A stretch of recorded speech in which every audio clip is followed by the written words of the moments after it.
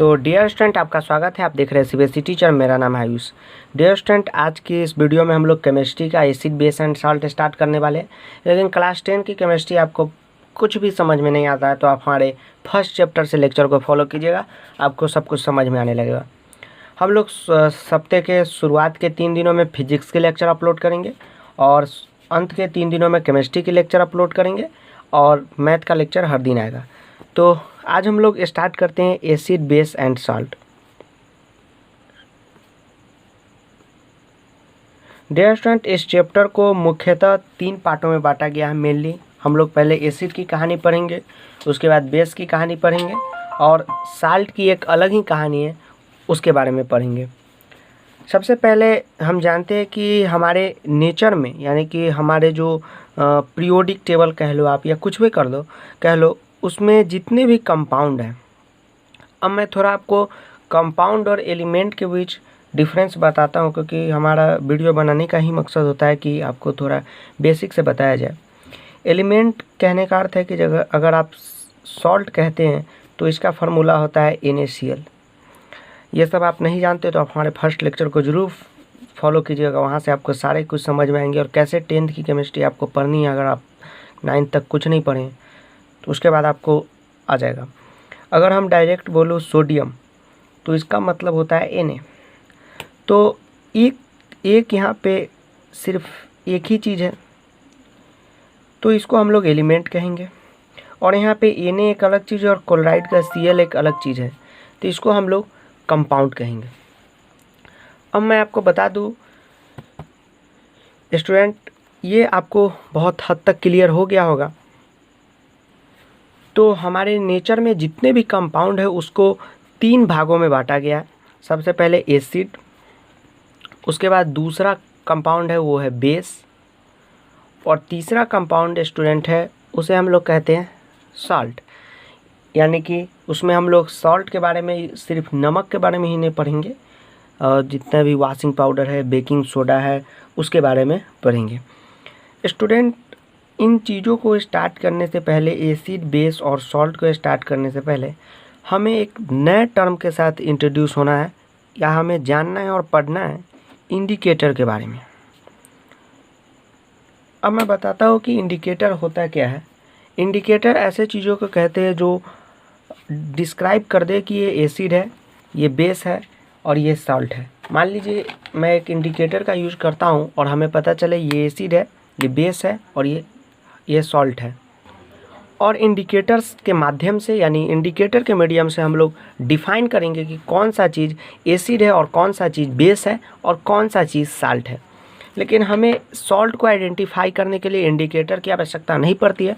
हम acid base को मतलब पता लगाने के लिए एसिड बेस का, उसके लिए हम लोग इंडिकेटर का इस्तेमाल करते हैं। देखो बच्चों, नेचुरल इंडिकेटर होते हैं, कुछ आर्टिफिशियल इंडिकेटर होते हैं। लेकिन अभी जो मैं आपको 3 जो कॉमन इंडिकेटर है उसके बारे में बताऊंगा और आपको समझाऊंगा। सबसे पहला होता है लिटमस। ये एक पेपर के फॉर्म में आता है, इसलिए इसको हम लोग लिटमस पेपर भी कहते हैं। दूसरा होता है मिथाइल ऑरेंज। स्टूडेंट, तीसरा होता है फेनोपैथिलीन। ठीक है स्टूडेंट, लिटमस का क्या काम है मैं आपको बताता हूँ। लिटमस पेपर होता है एक ब्लू कलर का, कुछ ऐसा पेपर होता है, और एक रेड कलर का होता है। एक रेड कलर, यहाँ पे 1 मिनट, और एक ब्लू कलर का इंडिकेटर होता है, लिटमस पेपर। अब स्टूडेंट मैं आपको बता दूं, जब हम ब्लू लिटमस को, ठीक है, अगर मान लीजिए कि कोई सॉल्यूशन हमारे पास है, सॉल्यूशन कहने का अर्थ किसी भी चीज़ का सॉल्यूशन हो सकता है। मान लो ये NaCl का मान लो सॉल्यूशन है, नमक और पानी का, तो हम लोग इसमें अगर ब्लू लिटमस को डालें, ठीक है, हमने ब्लू लिटमस को डाला और जब निकाला तो देखा कि ये लिटमस पेपर रेड हो जा रहा है। ठीक है, ये लिटमस पेपर रेड हो जा रहा है। तो हम समझ जाएंगे कि ये जो सॉल्यूशन है, सॉल्यूशन कहने का अर्थ है कि दो चीज़ों का मिश्रण, किसी दो चीज़ों के मिक्स करने से जब हम लोग घोल बनाते हैं उसको सॉल्यूशन कहते हैं, हिंदी में उसको विलयन कहते हैं। आपको मैं बता दूं, आप पानी में नींबू और चीनी मिला के नींबू पानी बनाते हैं, इट इज़ सॉल्यूशन। उसमें हम लोग ब्लू लिटमस को डाले, निकाले तो लिटमस पेपर रेड हो गया, इसका मतलब कि यह सॉल्यूशन एसिड है, एसिडिक सॉल्यूशन है। इस सॉल्यूशन में एसिड की मात्रा है। अगर हम लोगों ने बच्चों ब्लू लिटमस डाला और ब्लू ही रह गया, नो चेंज, तो आप लोग समझ जाना ये बेस है। अगर बेस अगर मान लो बच्चों हम लोगों ने रेड लिटमस इसमें डाला और ये ब्लू हो गया, तो हम लोग समझ जाएंगे ये क्या है, बेस है। ठीक है, बेस में भी दो प्रकार के बेस होते हैं, मैं आपको बता दूं।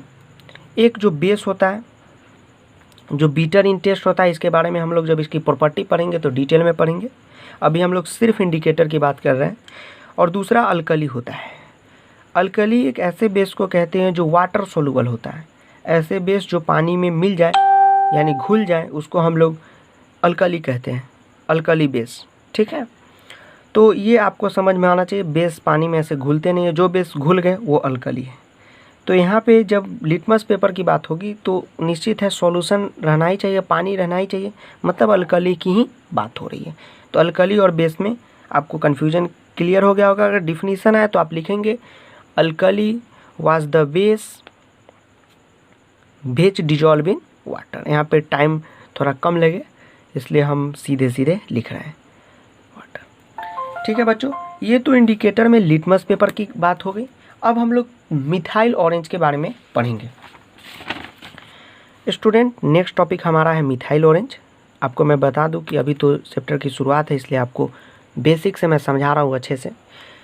बच्चों, मिथाइल ऑरेंज होता कैसा है मैं बताता हूँ। ये एक प्रकार का इंडिकेटर है जिसके माध्यम से हम लोग एसिड और बेस को आइडेंटिफाई करते हैं। इसका जो नेचुरल कलर होता है मिथाइल इंडिकेटर का, ये ऑरेंज कलर का होता है। ठीक है, इसकी जो कलर होती है वो ऑरेंज होती है। ठीक है, जो हमारे तिरंगे में लगा होता है सबसे ऊपर ऑरेंज, उस टाइप की उस कलर वैसी कलर होती है। जब हम लोग मिथाइल ऑरेंज को किसी सॉल्यूशन में डालते हैं, कोई भी सॉल्यूशन है ये, अगर ये सॉल्यूशन रेड कलर का मतलब हो गया, मतलब मिथाइल ऑरेंज जो हमने ऑरेंज इसमें डाला था अगर वो रेड हो गया, वो ऐसे ट्यूब के प्रकार में होता है, आप लैब में देखेंगे, स्कूलों में लेके, हो सकता है आप गूगल इमेज पे आप देख लें या मैं लगा दूंगा, कोशिश करूंगा। तो मिथाइल ऑरेंज को हमने इस सॉल्यूशन में डाला, अगर मिथाइल ऑरेंज ऑरेंज से, क्योंकि उसका नेचुरल कलर ही ऑरेंज होता है, अगर वो रेड हो गया तो आप समझ जाइए कि वो सॉल्यूशन एसिड है। अगर वो येलो हो गया, येलो कलर का, तो आप समझ जाइए कि वो कैसा है, बेसिक सॉल्यूशन है। ठीक है, तो ये कुछ बेसिक बातें थी जो एट टू एट बुक में भी दिया होगा, मैं बुक में से ही पढ़ा रहा हूँ, आप कहीं बाहर मत जाए। थोड़ा एसिड बेस पेचीदा चैप्टर आपको बुक में मिलेगा, तो उसको आप पहले लेक्चर कंप्लीट करें तब देखना। एक बात बताना मैं स्टूडेंट भूल गया हूँ, लिटमस जो होता है वो एक खास प्रकार के पौधे से बनाया जाता है जिसका नाम होता है लिकेन। ठीक है, ये जान होना आप। तो मिथाइल ऑरेंज को हमने सॉल्यूशन में डाला, यानी घोल में किसी चीज़ के, चीनी, पानी, नमक, एक प्रकार का घोल हुआ या उसमें नींबू मिलाए, तो रेड बन जाए वो ऑरेंज, क्योंकि उसका नेचुरल कलर ऑरेंज होता है, वो पहली से ऑरेंज है। जैसे ये मार्कर, ये पहली से लाल है, अगर इसको मैंने डाला और ये रेड बन गया तो एसिड है, येलो बन गया तो बेसिक सॉल्यूशन है। अब तीसरा जो खास इंडिकेटर है जिसके बारे में हम लोग बात करेंगे वो है फेनोपैथलीन। इसको फेनोलोपैथलीन कहते हैं। ये बहुत इंटरेस्टिंग सा एक इंडिकेटर होता है स्टूडेंट। थोड़ी स्पेलिंग में मुझे लगता है, अभी मेरे पास तो बुक है नहीं, मैं थोड़ी सी कंफ्यूज हो रहा हूँ, तो आप यहाँ पे स्पेलिंग थोड़ा देख लेंगे। फेनोपैथलीन इंडिकेटर कैसा होता है स्टूडेंट, वो कलरलेस होता है, उजला कलर का होता है, एकदम कलरलेस। ठीक है, और ये कलरलेस इंडिकेटर को अगर आप किसी सॉल्यूशन में डालते हैं, ठीक है, और वो सॉल्यूशन में ये इंडिकेटर कलरलेस ही रह गया, कोई चेंज नहीं हुआ, तो समझ जाना कि ये सॉल्यूशन एसिडिक है। अगर ये कलरलेस पिंक हो गया, सॉल्यूशन में डालने के बाद यानी घोल में डालने के बाद पानी का जो घोल बनेगा किसी किसी कंपाउंड को लेकर, Na को, Cl को, कार्बोनेट को, कुछ को भी लेकर, जैसे हम लोग ये पानी सॉल्यूशन हो गया, ये नींबू इसमें हम मिला दिए, चीनी मिला दी और पानी मिला दिए और नमक मिला दिए, ये एक प्रकार का सॉल्यूशन हो गया। इसमें हम लोग फेनोपैथिलीन को डालते हैं, कलरलेस को। अगर वो कलरलेस ही रहता है तो समझेंगे एसिडिक सॉल्यूशन है, पिंक हो जाता है तो बेसिक सॉल्यूशन है। तो ये 3 प्रकार की जो मोस्ट जो ये है इंडिकेटर है, इसके बारे में हमने जाना। स्टूडेंट मैं माफ़ी चाहूँगा, थोड़ी बहुत स्पेलिंग गलत हो जाती है तो उसको आप सुधारेंगे, लेकिन कॉन्सेप्ट में यहाँ पे गलत आपको नहीं बताऊँगा। लिटमस का कलर पर्पल होता है, मतलब कि उसका नेचुरल कलर वो एक लिकेन नाम के पौधे से पाया जाता है, LICHEN। अब मैं स्टूडेंट आपको बताता हूँ, अब मैंने बुक यहाँ पे मंगा लिया है ताकि स्पेलिंग मिस्टेक नहीं हो। उसके बाद स्टूडेंट आता है एक टर्मरिक। टर्मरिक की कहानी मैं आपको थोड़ी सी समझाता हूँ। टर्मरिक क्या होता है? टर्मरिक हम लोग हल्दी को कहते हैं। ये एक ऑल्सो नेचुरल इंडिकेटर है, भगवान का दिया हुआ, हमारे पास है, प्रकृति का दिया हुआ। स्टूडेंट जब हमारे शॉर्ट पे कुछ खाने का दाग लग जाता है यानी कि, तो हम लोग यूज करते हैं टर्मरिक को। आप देखेंगे कि अगर उस पर टर्मरिक आप डालते हैं तो उसका कलर जो है बदलाव आपको दिखेगा। कैसा आपको दिखेगा मैं बताता हूँ। आपको एक रेडिश ब्राउन दिखेगा, ना रेड दिखेगा ना ब्राउन दिखेगा, मतलब आपको उसमें ब्राउन भी देखने को मिलेगा और रेड भी देखने को मिलेगा।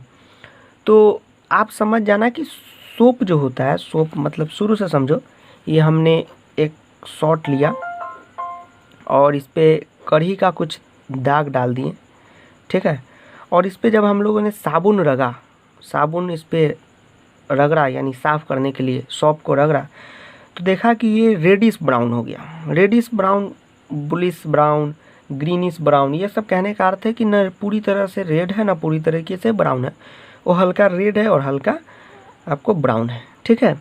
तो रेड ब्राउन आपको हो गया, तो समझ जाना है कि ये बेसिक नेचर की वजह से हो रहा है। मतलब जो साबुन होता है वो नेचर में बेसिक नेचर होता है, वो बेस होता है, इसलिए उससे रिएक्शन करके वो रेडिश ब्राउन आ जाता है, ठीक है। अब आपको मैं बता दूं, जब हम लोग चैप्टर को समाप्त करेंगे तब हम लोग संडे को एक प्रॉब्लम क्लास की लाइव रखेंगे। उसमें जितने भी आपके क्वेश्चन हैं, आप अभी तो बहुत सारे स्टूडेंट जुड़े नहीं हुए, तो जितने भी देखते हैं वो कमेंट में लिखे, जो भी उनको समस्या है बुक में से। जब हम संडे को बनाएंगे प्रॉब्लम क्लास तो एक एक कमेंट का मैं आपसे वादा करता हूँ, प्रॉमिस, एक एक कमेंट का मैं जवाब दूंगा। तीसरा जो आता है स्टूडेंट, हम लोग को एसिड पढ़ना है, डिटेल में बेस पढ़ना है और सॉल्ट पढ़ना है। उससे पहले इंडिकेटर में जो आखिरी इंडिकेटर आता है उसको हम लोग कहते हैं ओल्फैक्टरी इंडिकेटर। ओल्फैक्टरी इंडिकेटर कहने का अर्थ है, थोड़ी सी मेरी राइटिंग ख़राब है, अब समझना। ओल्फैक्टरी इंडिकेटर कहने का अर्थ है कि ऐसे इंडिकेटर जिसको हम लोग स्मेल यानी सूंघने की शक्ति से पता करें, ठीक है। सूंघ के हम बता दें कि ये एसिड सॉल्यूशन है या बेसिक सॉल्यूशन है, उसको हम लोग कहते हैं ओल्फैक्टरी इंडिकेटर। स्टूडेंट इसमें 2 खास इंडिकेटर जो आपको क्लास 10 में पढ़ने हैं। फर्स्ट है ओनियन यानी प्याज, और दूसरा है वेनिला। ये अक्सर आप देखेंगे 35 से 40 रुपये में आपको बाज़ार में मिलेंगे। वेनिला होता है एक खास प्रकार का एक्सट्रैक्ट होता है केमिकल, उसके पास एक अलग ही स्मेल होता है। तो मान लो कि ये कोई आप सॉल्यूशन लो, ये मान लो कि बेसिक कोई सॉल्यूशन है, बेसिक है, बेसिक इन नेचर है, ठीक है। ये कोई बेसिक सॉल्यूशन है, NaOH का है यानी कि सोडियम हाइड्रोक्साइड का। मैं बताता हूँ NaOH क्यों हुआ। सोडियम हाइड्रोक्साइड बेस है बच्चों, जिस चीज़ के अंत में OH लगा हुआ लगभग बेस ही होता है, ठीक है। और आपको ये सब धीरे धीरे आप चैप्टर पढ़ेंगे तो आपको पूरा कन्फ्यूजन क्लियर हो जाएगा कि कौन बेस है कौन एसिड है। बच्चों NaOH सोडियम हाइड्रोक्साइड का क्यों होता है? क्योंकि सोडियम का सिंबल होता है Na, इसलिए हमें सिंबल बहुत ज़रूरी है याद कर लेना, और हाइड्रोक्साइड का सिंबल होता है OH। दोनों की वैलेंसी 1 होती है, इसलिए क्रॉस हो जाता है और NaOH फार्मूला बन जाता है। अगर यहीं पे हमें लिखा हो अल्मुनियम ऑक्साइड,